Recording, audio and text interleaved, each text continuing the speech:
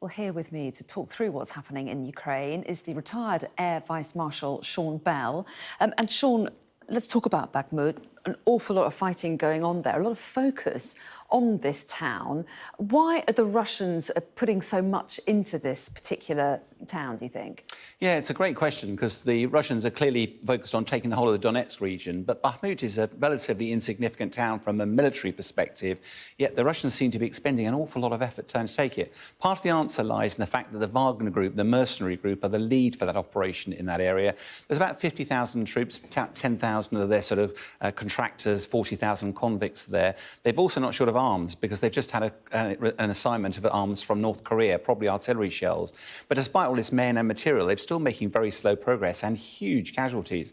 Part of the reason behind that appears to be that the guy who's founded the Wagner group, Prigozhin, is very keen to demonstrate that his group can actually do things on the battlefield that the serving Russian army cannot. Prigozhin has got his own political ambitions, and he seems to be quite prepared to sacrifice tens of thousands of men in the pursuit of that ambition.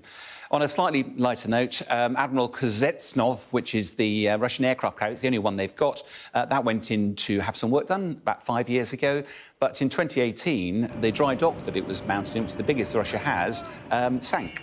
And a 70-ton crane that was on that collapsed onto the flight deck of the aircraft carrier, made a 200-odd square foot hole in the flight deck. Ever since then, it's been under repair. It was within weeks of being returned to the Russian Navy to be able to be their flagship again. But we heard the other day it caught fire.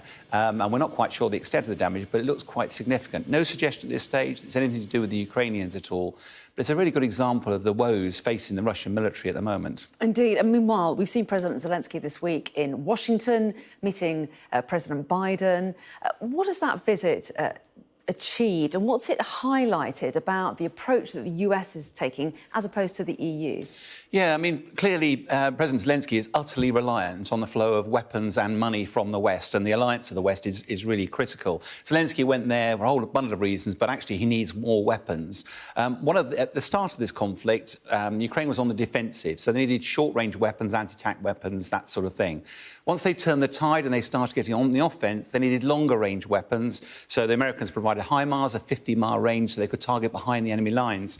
Now, as Ukraine wants to seize the initiative and actually gain a bit more momentum, America's looked to offer their ATACMS missile, which is a 200-mile range missile.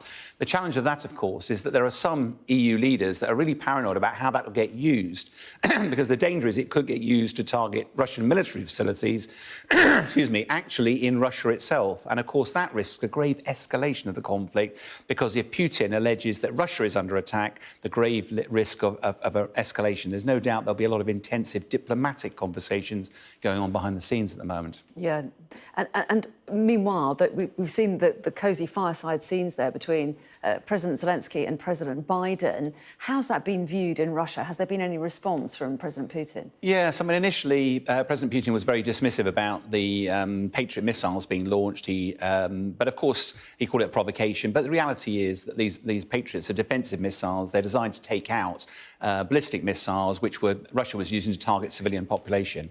But now Putin's actually come out and alluded to the fact that these missiles might not just be defensive, they may have an offensive, and also that the Ukrainians and the US are extending this war. The reality is that a lot of that's for a domestic audience.